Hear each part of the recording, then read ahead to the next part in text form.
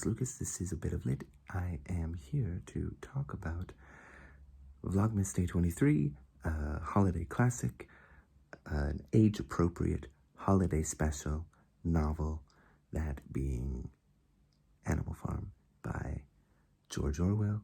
'Tis the season, I say. I'm not going to go too much into detail about what the plot is. It's a metaphor for Soviet Russia, or Soviet republics, and USSR.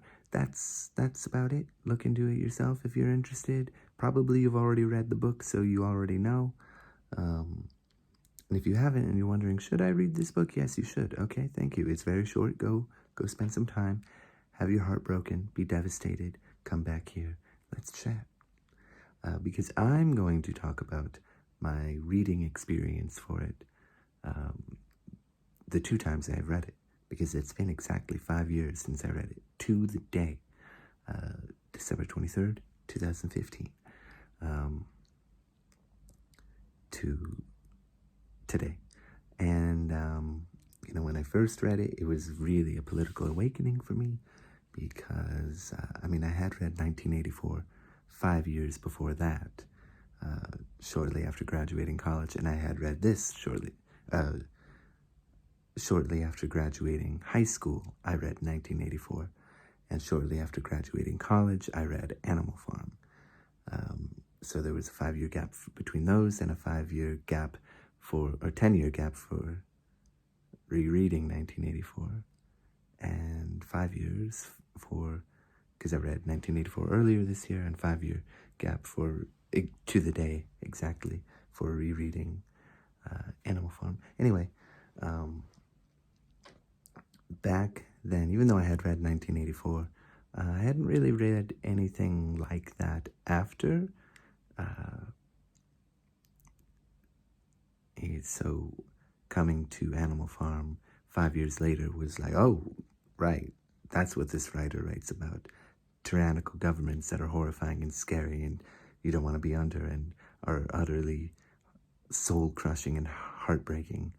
I was particularly drawn to Boxer as the heart of the story, and I suppose Benjamin, I didn't really like Benjamin the donkey because he was so cynical. And I've always been cynical, but I really do consider myself an optimist in a hell world, which makes me sound cynical. But, that's just the way the world is, so nothing that can be done.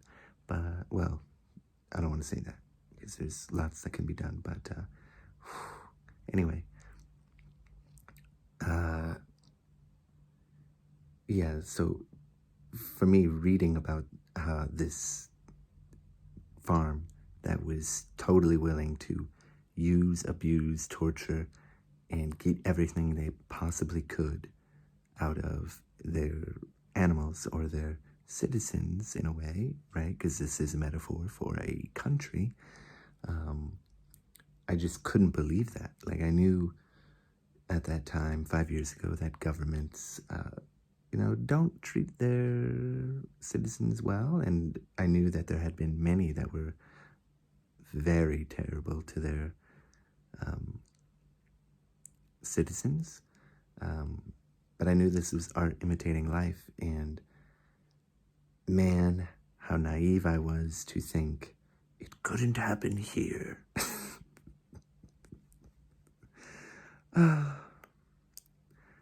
In America.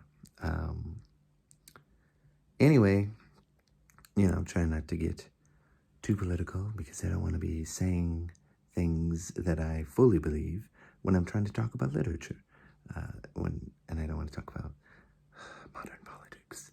But yeah, I just couldn't fathom the idea of a state using its citizens so thoroughly. There are other words that are just on the tip of my tongue that are better, but and Boxer, he is he has bought so much into this program. I will work harder. Comrade Napoleon is always right. I mean, he's got these motivational things that he says to himself to keep himself in line and be willing to work. He wants what's best for everyone. He's so happy to do this. Whereas there's Benjamin, who is a friend of his, gets a little bit happy by the end for a very brief moment when he thinks that when Boxer goes down, that he's going to be taken care of, and then he's not. And, you know, Benjamin reads that, oh, he's going to the glue factory to be made of glue, and then, of course, the pigs get their money, and they celebrate with Boxer's blood money with a cask of wine. Or whiskey, I mean, not wine. And, you know, it's just like Benjamin says, only old Benjamin professed to remember every detail of his long life and to know that things never had been, nor ever could be, much better or much worse. Hunger, hardship, and disappointment being, so he said, the unalterable law of life. Can't possibly imagine the governance thoroughly using people to their death for profit. Unbelievable. Can't imagine it anymore. Anyway, I didn't like Benjamin, and I was so heartbroken when he was taken to the glue factory. Yeah, the second time I almost threw the book away. This would have been the second time I threw a book away from me. First time, we are the dead, you are the dead in 1984. What the, get that away from me. Horrifying, very scared at that moment, but just, I had to close the book on my finger and just like,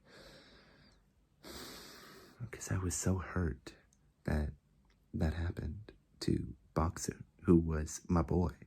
He put so much work in. He believed so much in the cause. And this is how they treated their hardest worker, their most efficient worker.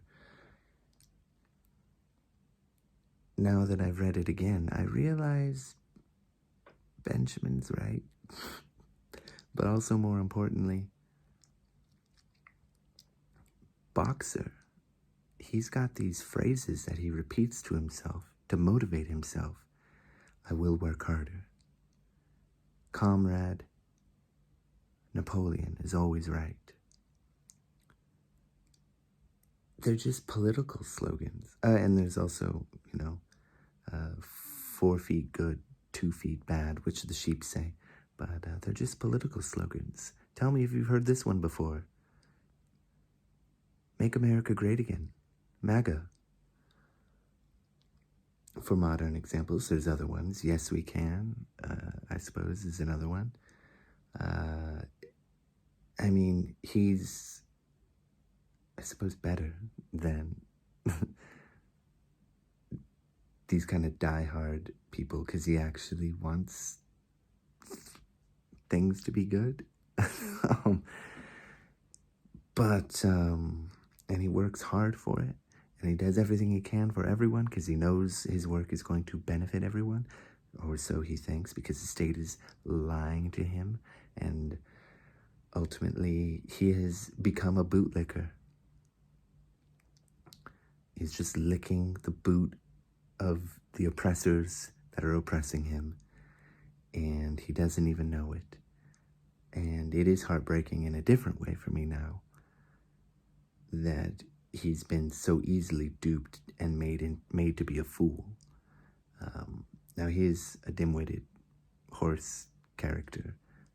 Can't even learn the ABCs past D, and if he does, he forgets ABCD and remembers EFGH, and then that's it.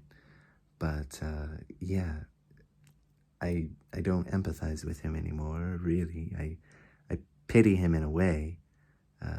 I don't sympathize with him, I should say, I do empathize so much more with Benjamin, which kind of hurts in a way, in a different way. It's so sad to,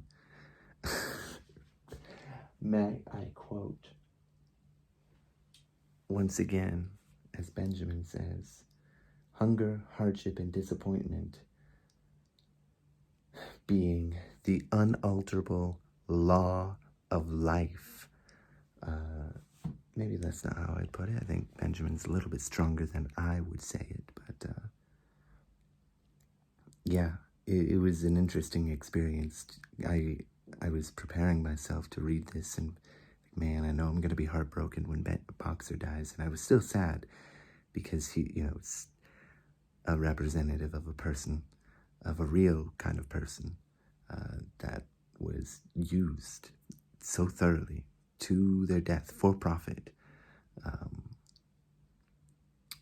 And that is still sad in a way, but at the same time, I see this kind of government in action, just so drenched in lies and so willing to use anyone.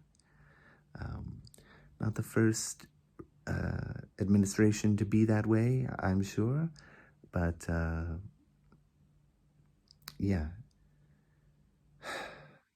a pity Boxer, and I empathize with Benjamin, who had that slight moment of hope that, oh, Boxer's gonna be okay.